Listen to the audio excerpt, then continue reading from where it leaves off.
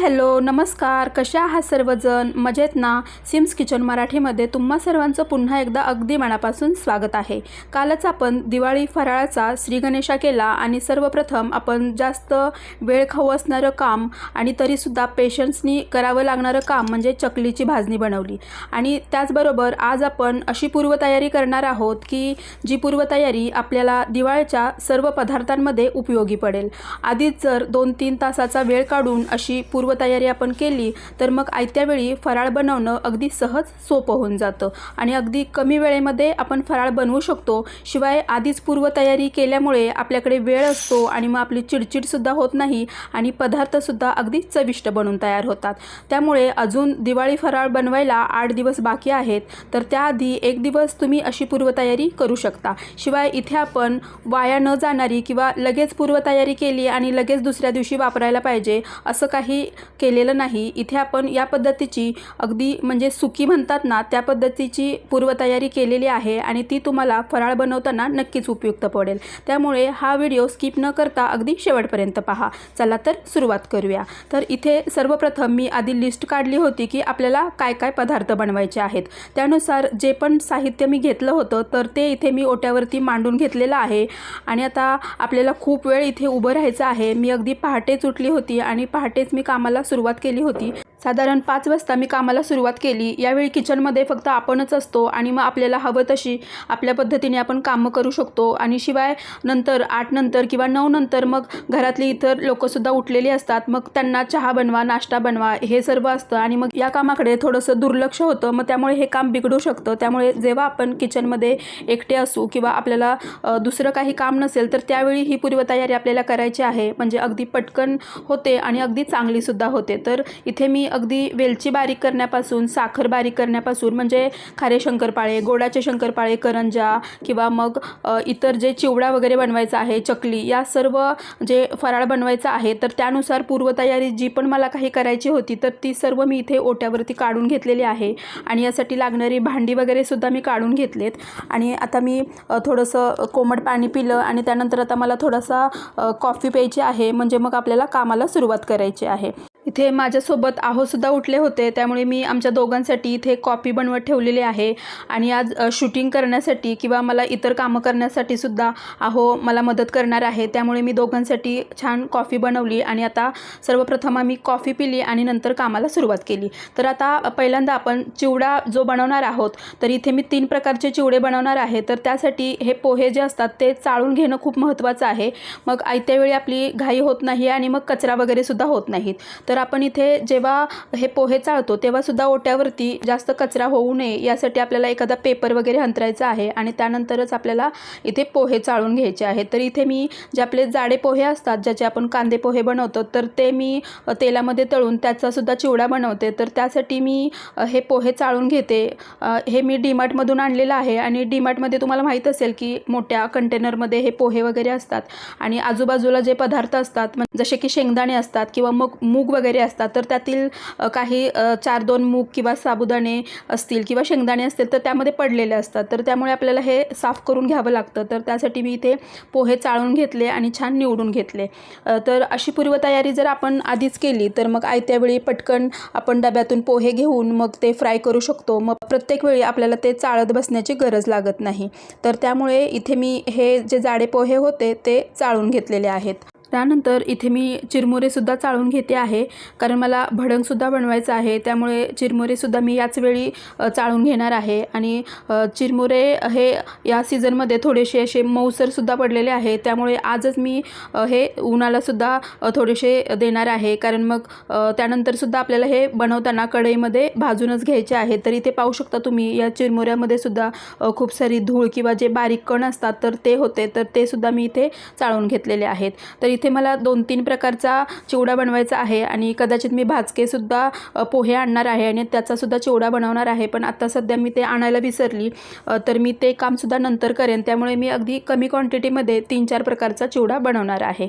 तर इथे आपले चिरमुरे चाळून झाले आणि त्यानंतर जे पातळ पोहे असतात तर ते सुद्धा मी इथे चाळायला घेतलेले आहेत, तर ते सुद्धा आपण आधीच चाळून घ्यायचे आहेत। तर त्यामुळे एकाच वेळी एका पेपरवरती आपण हे चाळू शकतो, त्यामुळे काय होतं की प्रत्येक वेळी मग कचरा होत नाही।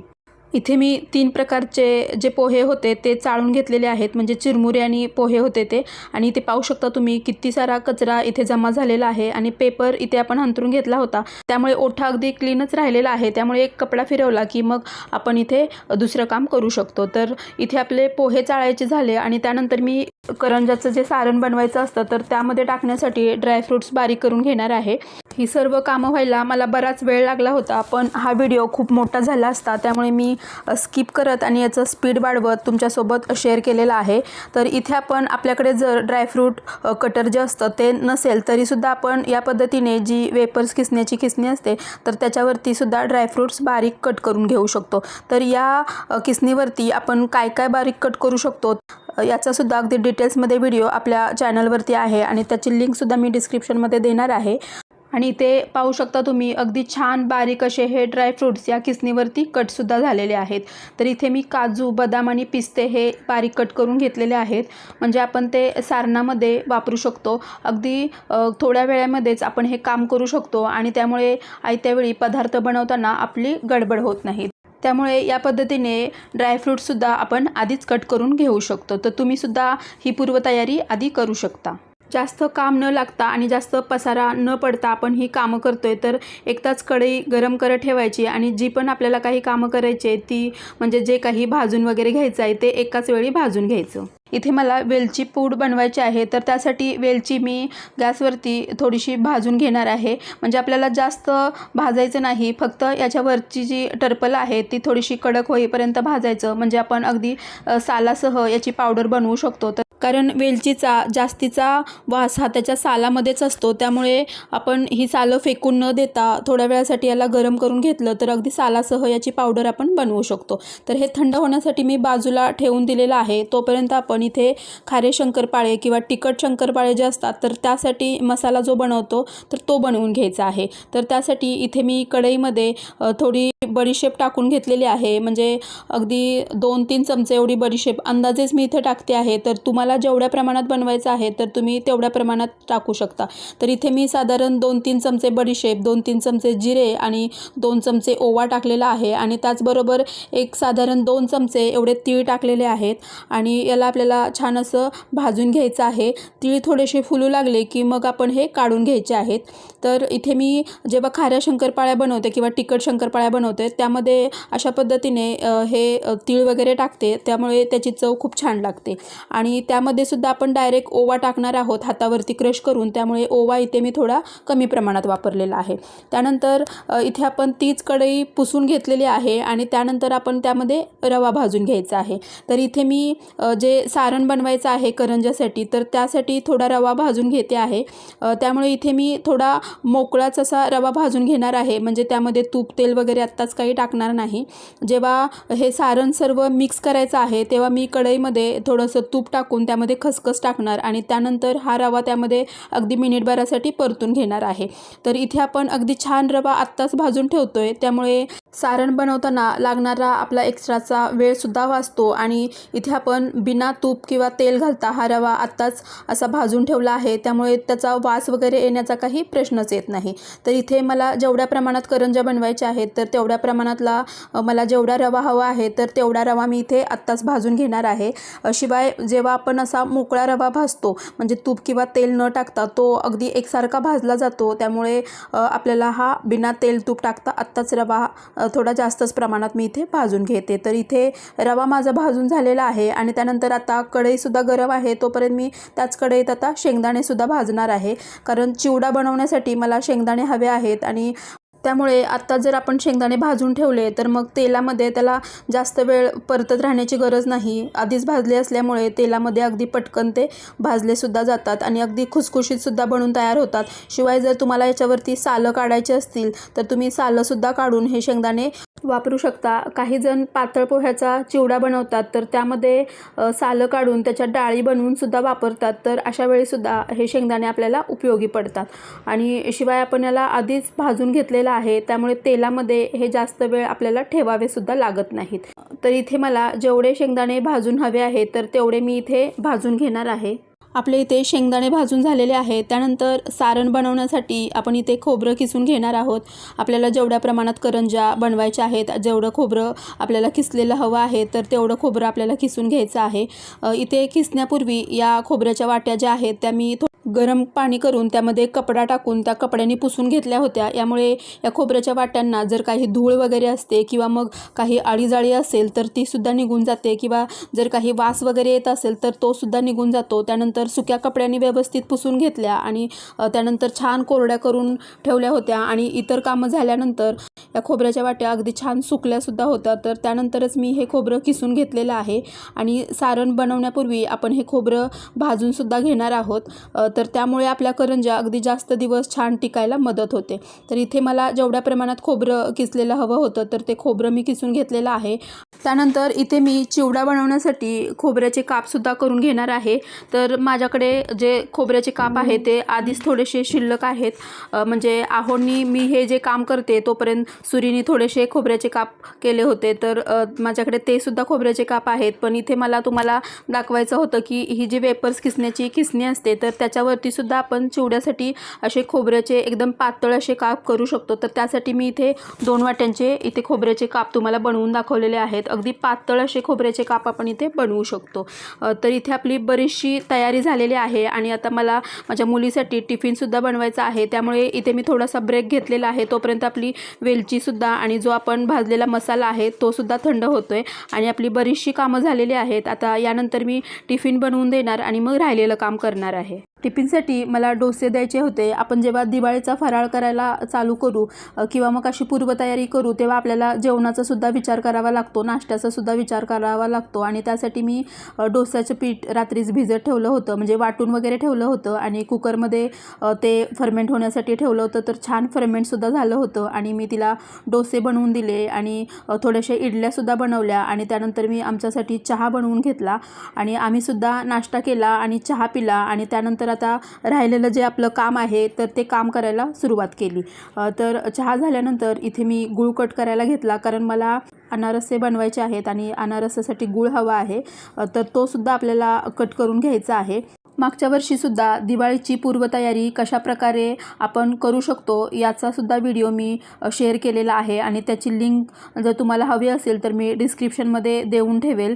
तर इथे आपल्याला गूळ जेवढ्या प्रमाणात हवा आहे तोसुद्धा आपल्याला आधीच कट करून घ्यायचा आहे, म्हणजे मग आयत्या वेळी आपण वापरू शकतो. एरवीसुद्धा मी अशा प्रकारे गूळ कट करून ठेवत असते, मग आपल्याला हव्या त्या पदार्थामध्ये आपण ते वापरू शकतो. तर इथे आपला गूळसुद्धा कट करून झालेला आहे. आणि त्यानंतर आता आपण मिक्सरमध्ये जी कामं करायची आहेत तर ती कामं करायला घेतोय. इथे आपण तुम्ही पाहिलंच असेल की अगदी सिक्वेन्सनी कामं केलेली आहेत. यामुळे आपल्या कामं पटकन होतात, वेळ वाचतो आणि भांडीसुद्धा जास्त पडत नाहीत. तर इथे मी भडंग बनवायचा आहे, तर त्या भडंग बनवण्यासाठीचा मसाला बनवते.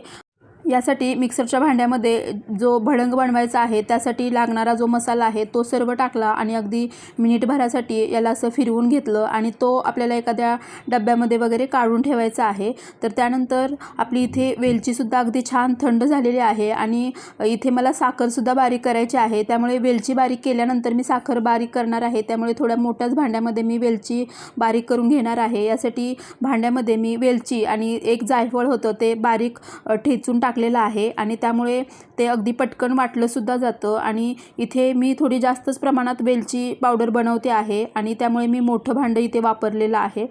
तर इथे पाहू शकता तुम्ही आपण सालासह ही वेलची पावडर बनवतोय. तर इथे मी एकदा चेक केलं तर याला अजून थोडंसं बारीक करून घ्यावं लागणार आहे. तर त्यामुळे मी अजून एकदा मिक्सरमध्ये फिरवून घेते आहे. इथे सुद्धा आपल्याला एक्स्ट्राचं काम वाचवायचं असेल तर प्रत्येक वेळी एखादा पेपर असा खाली टाकून ठेवायचा, म्हणजे मग जास्त सांडामांड होत नाही आणि मग आपल्याला जास्त पुसून वगैरे घ्यायची जी एक्स्ट्रा कामं असतात ती करावी लागत नाही. तर इथे मी याला छान असं फिरवून घेतलं आणि आपली वेलची पावडरसुद्धा अगदी छान बारीक झालेली आहे आणि ती मी इथे बर्नीमध्ये काढून ठेवते आहे. तर आपल्याला दिवाळीचे पदार्थ बनवायचे असो किंवा इतर दिवशीसुद्धा वेलची पावडर ही बऱ्याचशा पदार्थांसाठी हवी असते. त्यामुळे मी अशी थोडी जास्तच प्रमाणात वेलची पावडर बनवून ठेवत असते. तर त्यामुळे आपल्याला आयत्या वेळी नेहमी याला कुटत बसण्याची गरज लागत नाही. आणि आपण इथे सालासह वेलची पावडर बारीक केलेली आहे, त्यामुळे याचा सुगंधसुद्धा अगदी छान येतो आणि याची जी टरफल आहे तीसुद्धा वाया न जाता वापरली जातात. तर इथे आपली वेलची पावडरसुद्धा बनवून झालेली आहे आणि त्याच भांड्यामध्ये आता आपण साखर बारीक करून घेतो आहे. तर इथे मला गोडाच्या शंकरपाळ्या बनवण्यासाठी, रवा लाडू आणि बेसन लाडू बनवण्यासाठी, करंज्यासाठीचं सारण बनवण्यासाठी ही साखर बारीक हवी आहे. तर बाहेरून विकत न आणता आपण जी नॉर्मल जी साखर आणतो तर तीच मी इथे मिक्सरमध्ये बारीक करून घेते.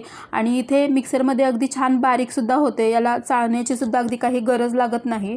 आणि आपल्याला जेवढ्या प्रमाणात हवी आहे तेवढी आपण बनवू शकतो. तर त्यामुळे ही साखरसुद्धा आपण घरच्या घरी बनवू शकतो. त्यामुळे आपल्याला बाहेरून जी महागातली पिठी साखर असते तर तीसुद्धा आणावी लागत नाही. तर इथे आपण साखर बारीक करून घेतलेली आहे. आणि त्यानंतर हे मिक्सरचं भांडं मी पुसून घेतलं आणि त्यानंतर त्याच भांड्यामध्ये आपण खाऱ्या शंकरपाळीसाठी किंवा तिखट शंकरपाळीसाठीचा मसाला बनवणार आहोत. तर तो मसाला मी इथे वाटून घेतला. आणि तो मसाला आपल्याला जास्त बारीक करायचा नाही, थोडासा जाडसरच ठेवायचा आहे. कारण अख्खे जिरे किंवा ओवा असेल किंवा इतर जर पदार्थ आपण टाकले तर मग ते तेलामध्ये सुटतात आणि तेलामध्ये खूप कचरा होतो. तर त्यापेक्षा थोडेसे असे जाडे भरडे केले तर ते पिठात अगदी छान मिक्स होतात. त्यामुळे इथे मी याला थोडंसं असं जाडसर वाटून घेतलेलं आहे. आणि ते सुद्धा मी एका बरणीमध्ये भरून ठेवते आहे.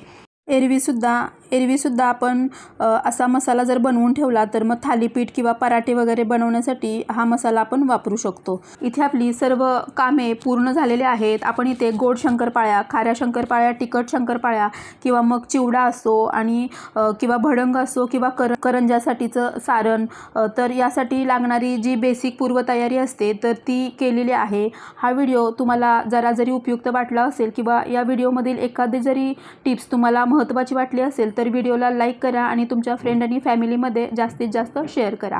आणि अजून जर तुम्ही आपल्या चॅनलला सबस्क्राईब केलं नसेल तर सबस्क्राईब करून बेल आयकॉन प्रेस करा. म्हणजे माझे इथून पुढे येणाऱ्या सर्व व्हिडिओचे नोटिफिकेशन सगळ्यात आधी तुमच्यापर्यंत पोहोचेल. व्हिडिओ शेवटपर्यंत पाहिल्याबद्दल तुम्हा सर्वांचे धन्यवाद.